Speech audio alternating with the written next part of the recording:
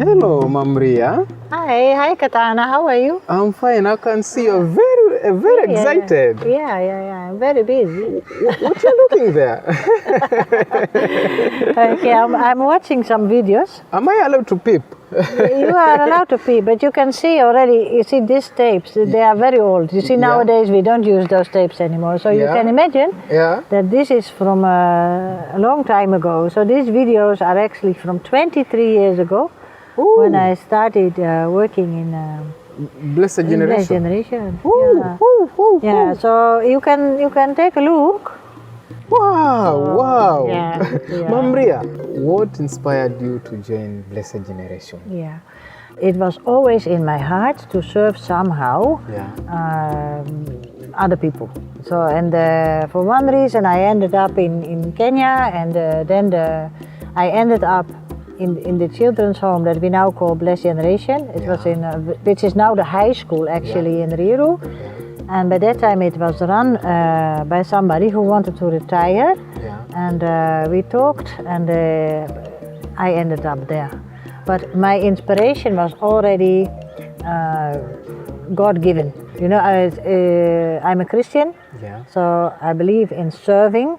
And so it's a calling. Mamria, I can see a video of you in an office here serving. Would you please tell us what was happening? Yes, but when I was in Riru, still when it was a children's home, now it is a high school.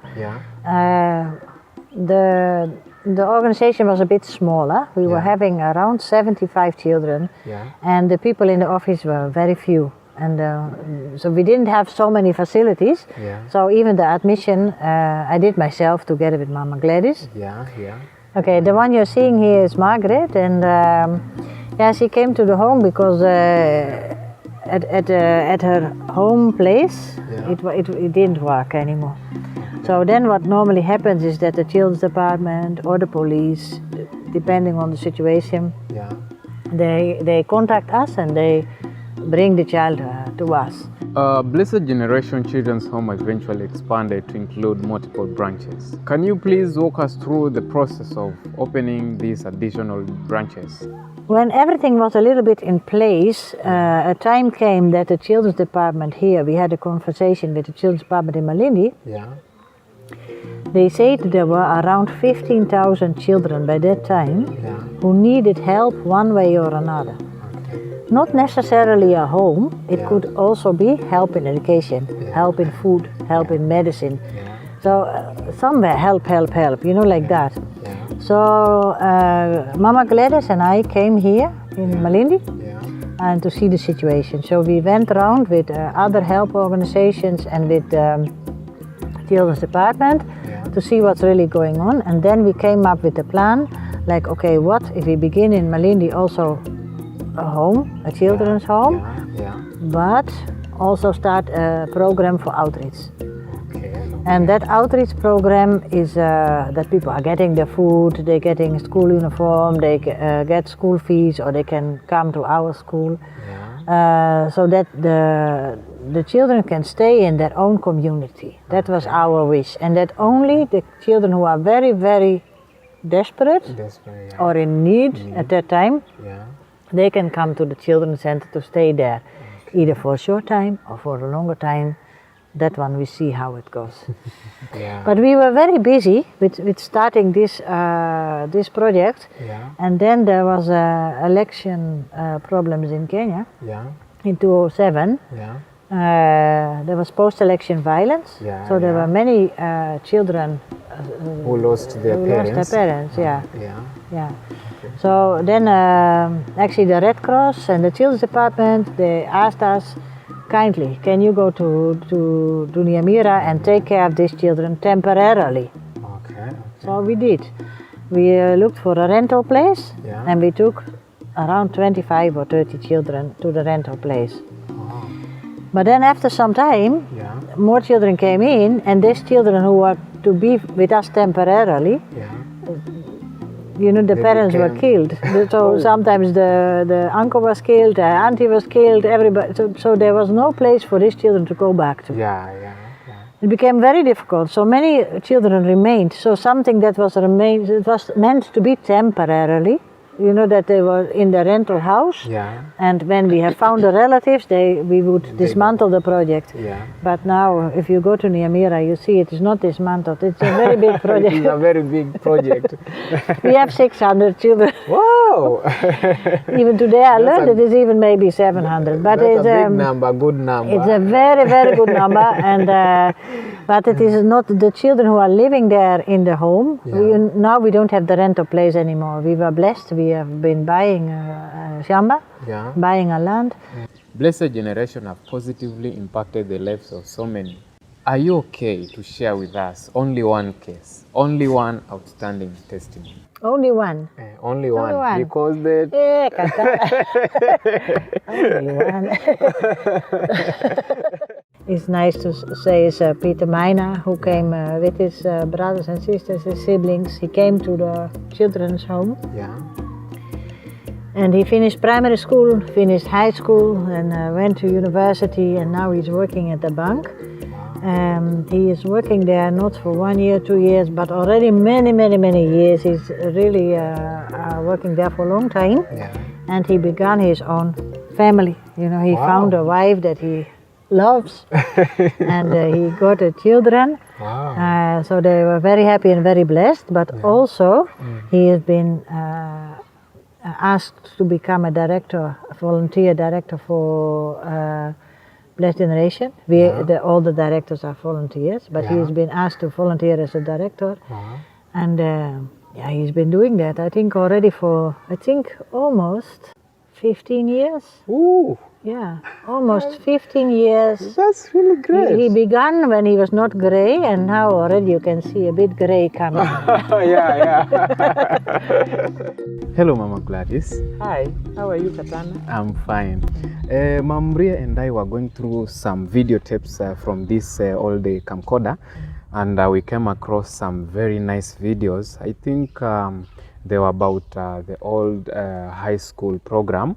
Is it possible you enlighten us about this program and maybe tell us something small about the old Blessed Generation Ruiru and the present Blessed Generation High School? Because from some of these clips,